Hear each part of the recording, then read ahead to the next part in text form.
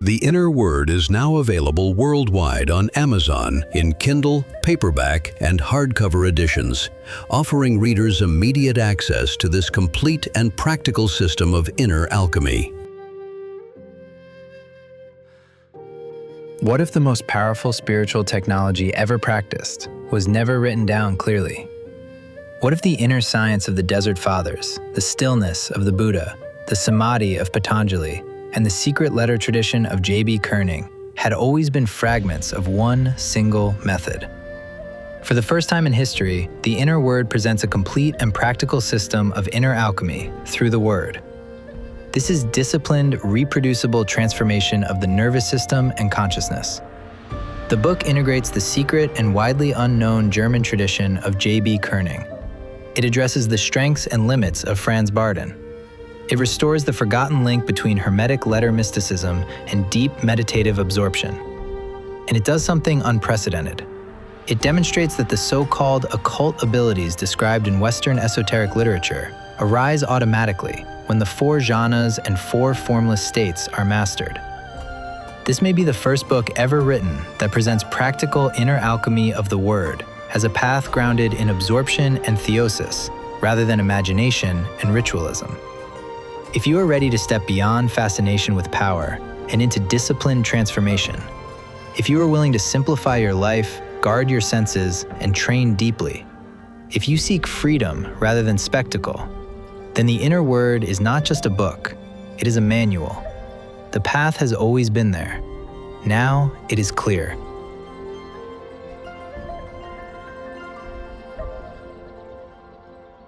There is a story that runs quietly beneath the surface of history.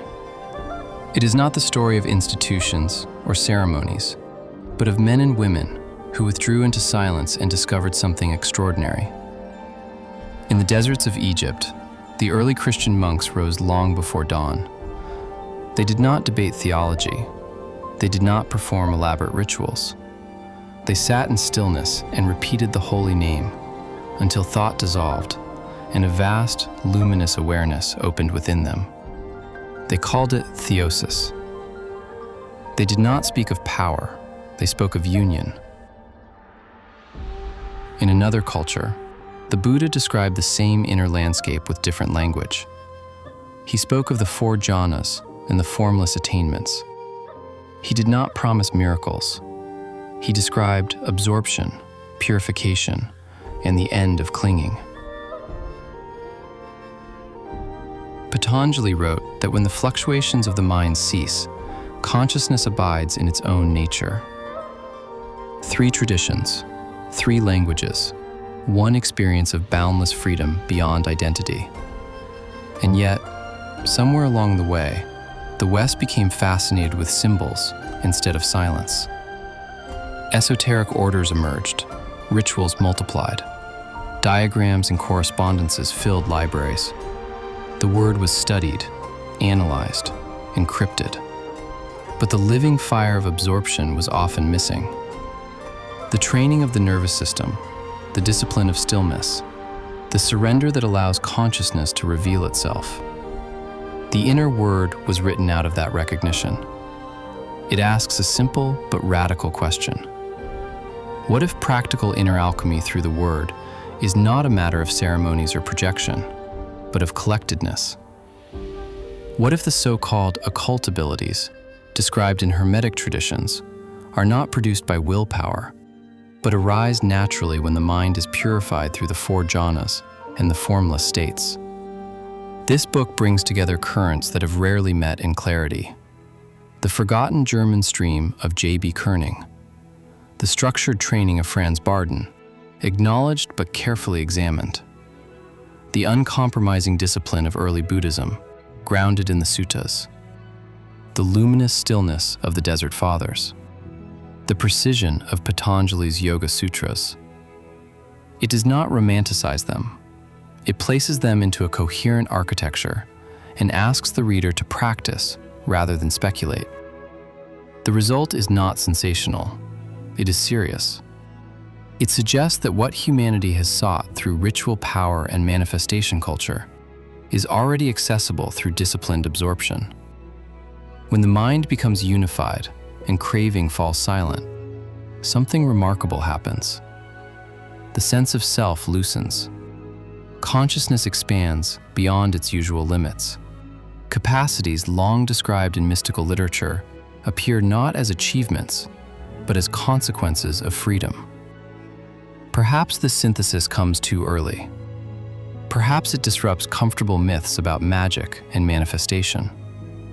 But if even a small number of sincere practitioners choose silence over spectacle, depth over display, and collectedness over craving, then this book will have fulfilled its purpose. The inner word is not a promise of power. It is an invitation to stillness, deep enough that the word speaks itself.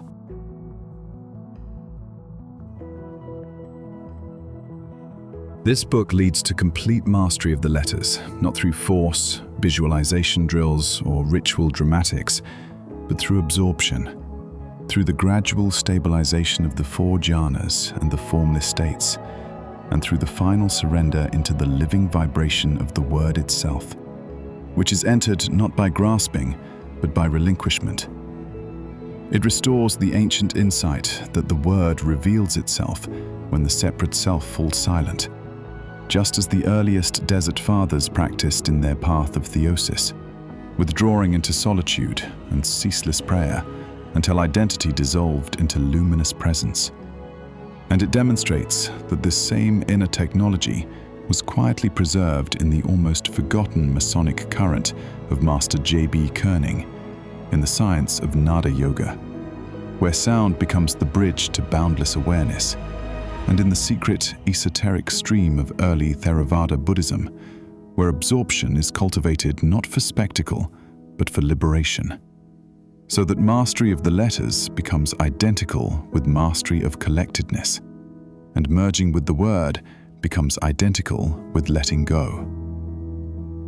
The ultimate aim of this path is the timeless objective shared by the deepest streams of Taoist inner alchemy, authentic tantric yoga, early Theravada Buddhism, and the esoteric current of true masonry. Realization of the deathless state. This does not refer to prolonging the physical organism indefinitely, but to awakening to that dimension of consciousness which is not born and does not decay. In every authentic tradition, the language differs, yet the destination remains the same. Freedom from identification with the conditioned body and mind, liberation from craving and fear, and direct recognition of that which stands beyond arising and passing. To become immortal, in this sense, is to be fully liberated, no longer bound by the illusion of self, no longer confined to form, and no longer subject inwardly to the cycle of grasping and suffering.